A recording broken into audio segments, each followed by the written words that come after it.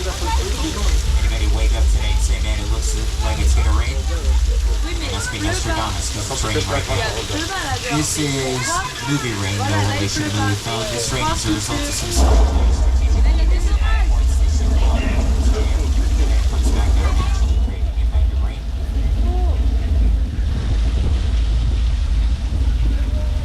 I'd say rain is just a little drizzle, nothing more. Wait, say again, what? Oh, okay, hold on. Part 3's coming to look for the left.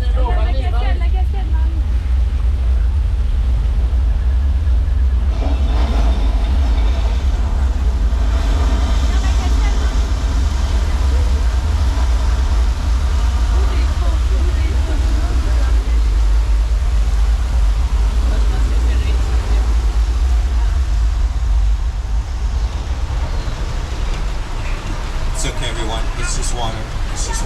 Thank you for asking. No, I didn't get wet that time either. That's so much of a concern. So that effect is a result of some larcenies of water at the top of the home. They dump it all out. There at the bottom, there's some drains to take it all in, and it just gets recycled. No what you're thinking. Relax. No water is harmful or anything of that effect. And if you want to know what it would look like on screen, remember the movie Big Fat Liar?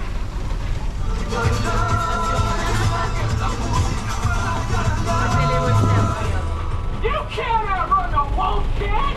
Yeah, we'll see about that. Funny bullshit!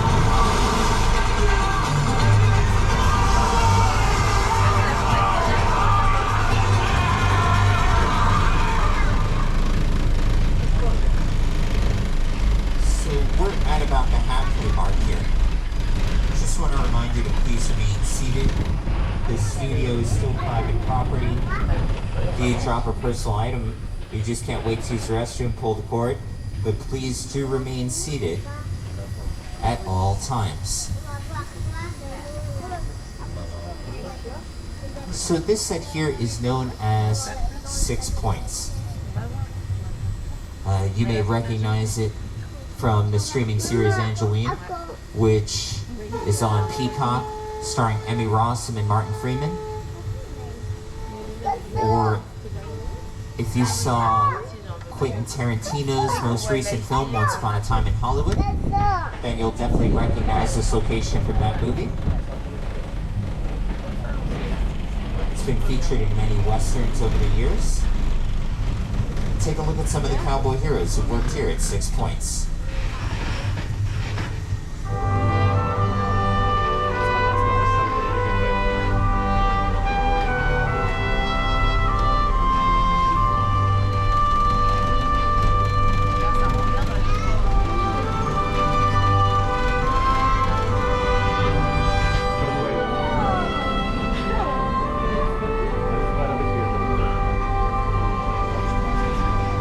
So you get to see the other side of 6 Points right over here to your right. And we're also passing by an area that we just passed by moments ago. It's a little bit of deja vu all over again. Now, we're also going to drive by the town of Amity one more time, so have your cameras and cell phones handy. And here is Steven Spielberg to tell you a little bit more about Jaws.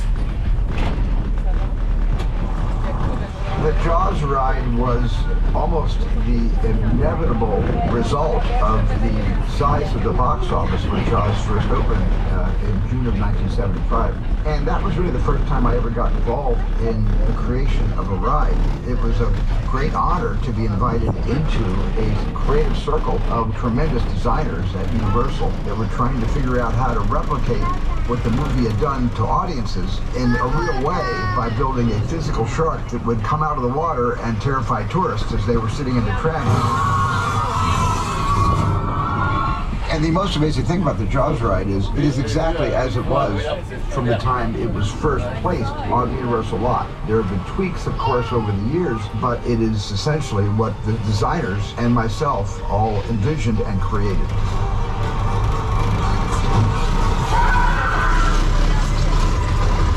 I'm done bashing the shark. Thank you, Jaws, for everything you've done for me. But I will say, consistently, the shark did work much better on the tour than it did in the Atlantic Ocean in 1974. Here to your right-hand side,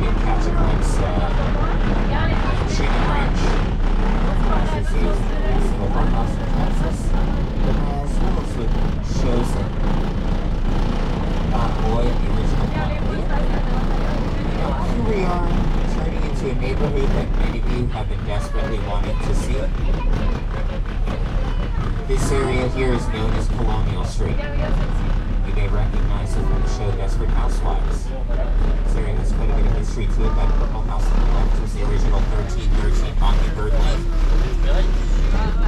Sure you recognize this yellow house over here on the left. That's the one that was heavily featured on the show Never Have I Ever, which was written and executive produced by Mindy Kaling. All 4 seasons are now available for streaming on Netflix.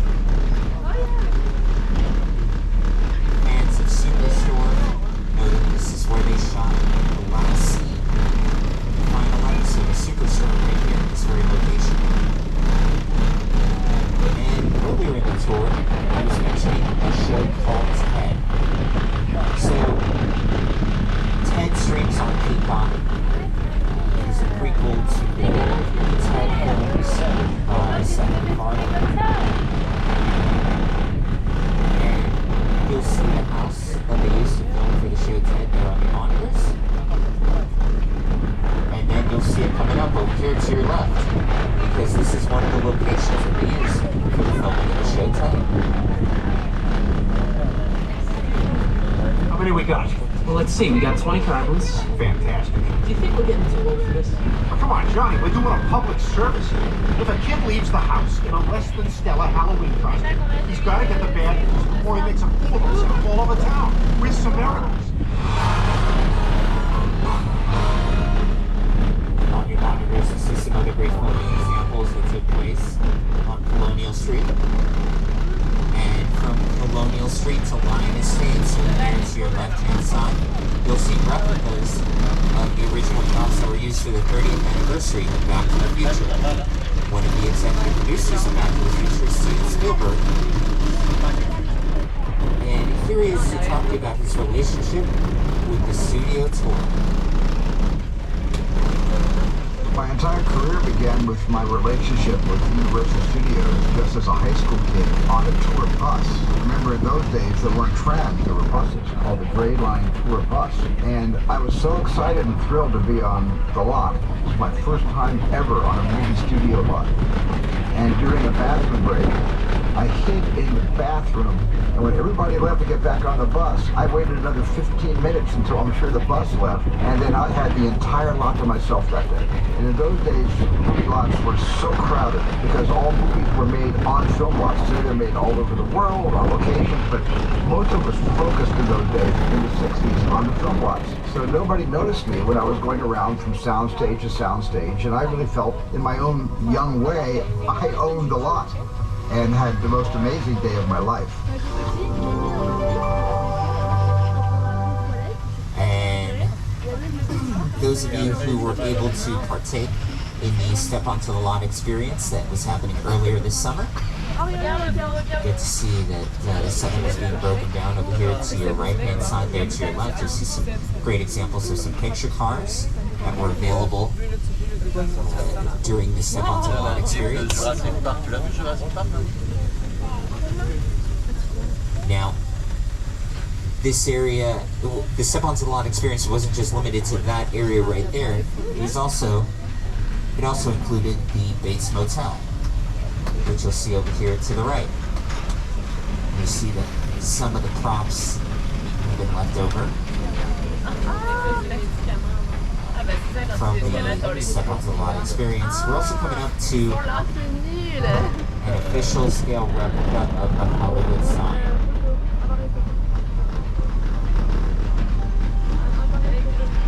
The Hollywood sign is celebrating its 100-year anniversary. We're also coming up to the Psycho House over here on the left. If you look at one of the upstairs windows, you'll see that Mother is home. It's pretty scary. If you look on the front porch, you'll see that Norman is home too. That's really scary. Speaking of scary,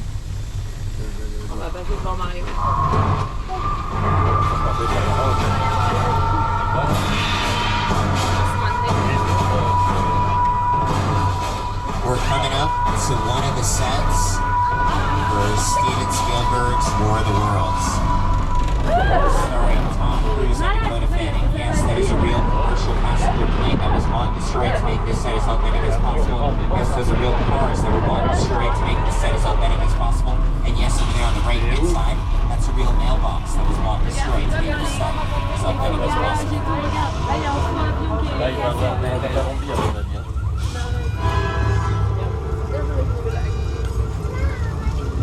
The airplane crash site set is a perfect example of a set that is all designed around a vision that Steven we forget to sit down to talk about War of the Worlds. I thought, what if the 747 goes down right in a big neighborhood? Because it's just something you don't see.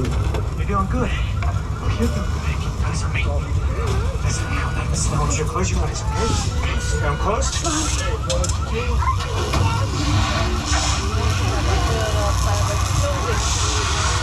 Robbie, get in. Get in.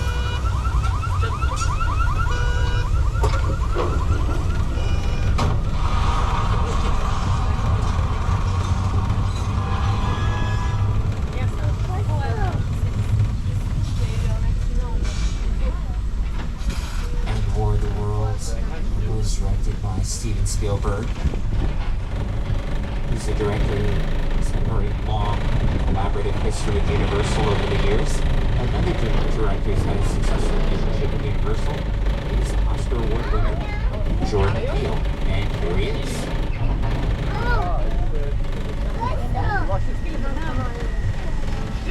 Movie magic only happens when a team of collaborators, often in the hundreds, work together to take an impossible notion and bring it to life. This is Jupiter's Claim, a nostalgic, small-time Southern California amusement park owned by former child star Ricky Juke Park.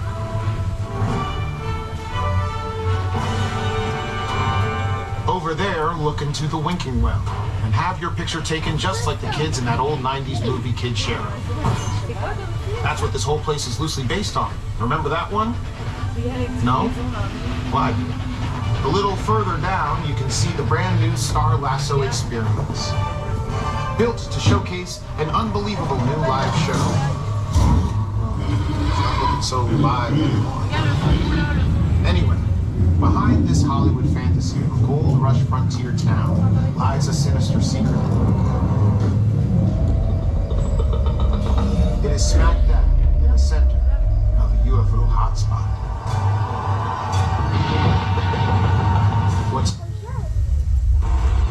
Welcome to the world of the gold.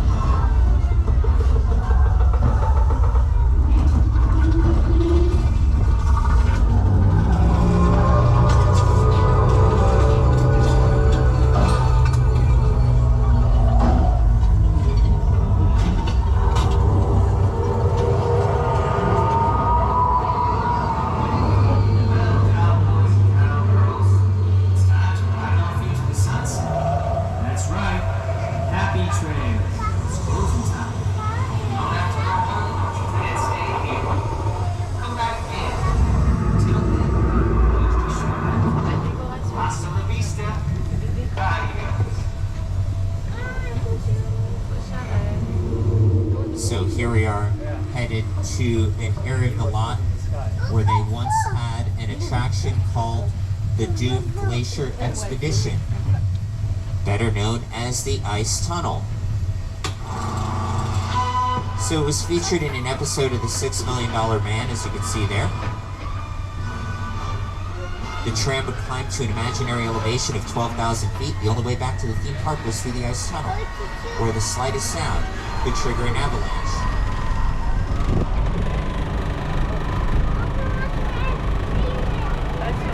So obviously the ice tunnel is no longer. We're entering this abandoned garage and we're... Hey, you!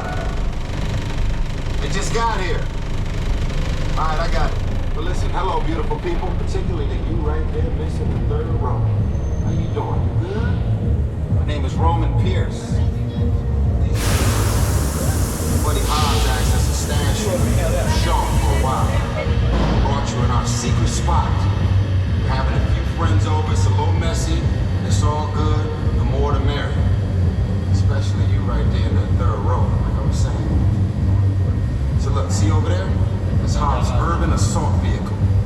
Best truck the U.S. government can buy. That work of art back over there was made by my man Tej. Think of it as like a Mona Lisa on wheels. So did you break it down to them? I have one job to do, one. All right, look, guys, we're gonna keep Shaw from finding you. All right, everyone, please remain seated. Hold on to your belongings. Let's see what's gonna happen.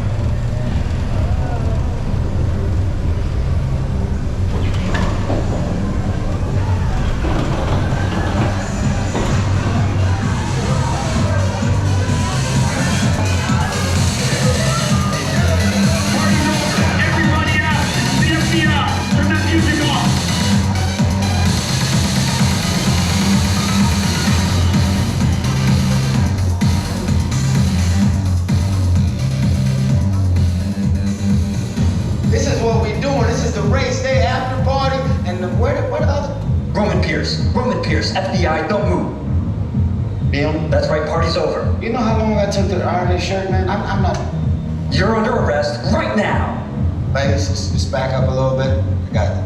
It's lightweight. First of all, I don't work for you. Oh, really? Well, tell me, Roman, who do you work for? We don't work for nobody. I suggest you clear out of here, otherwise we can't guarantee your safety.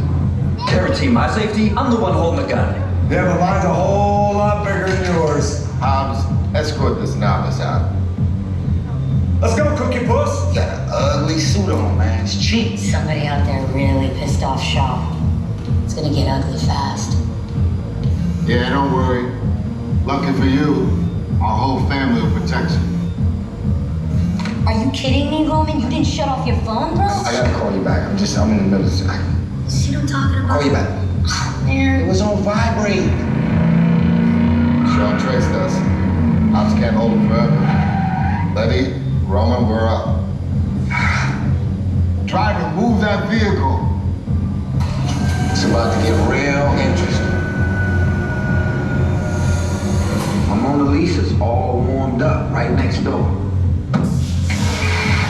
Roman, grab your truck. I need you and Letty ready to roll. All right, everyone. Let's be quiet. Put on your 3D glasses.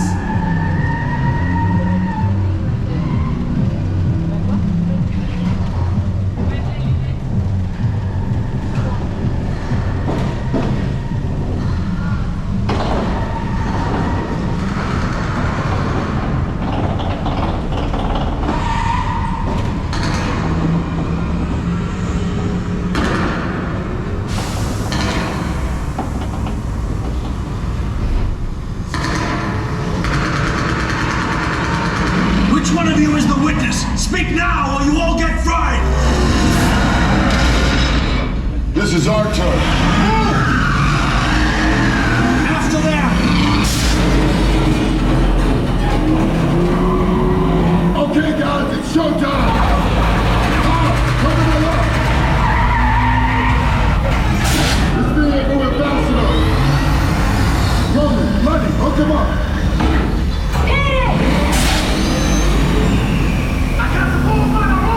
Now we're moving. You give me the witness to it or we call it a day!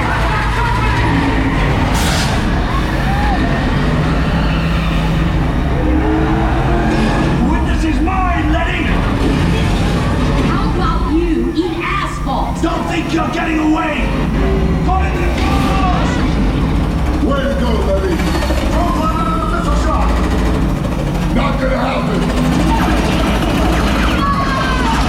Don't worry, I got this.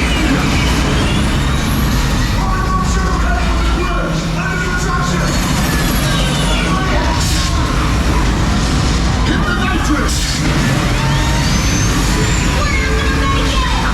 Ride or die.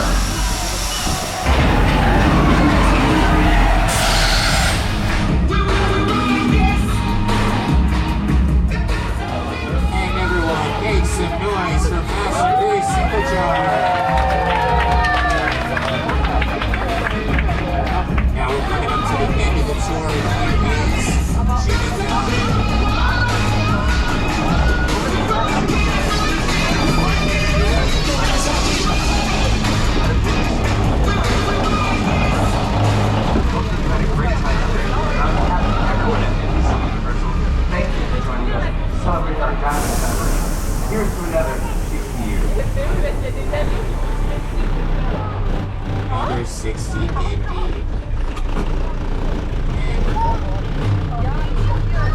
The studio tour is where it all started for Universal destinations and experiences. From 2 glamour tramps traveling around the studio lot in the summer of '64, it's developed into so much more, including 7 parks entertaining millions of guests every year, and the upcoming Universal Epic Universe opening in 2025. Just want to acknowledge all the studio tour ambassadors, drivers, and guides who helped make the studio tour world famous.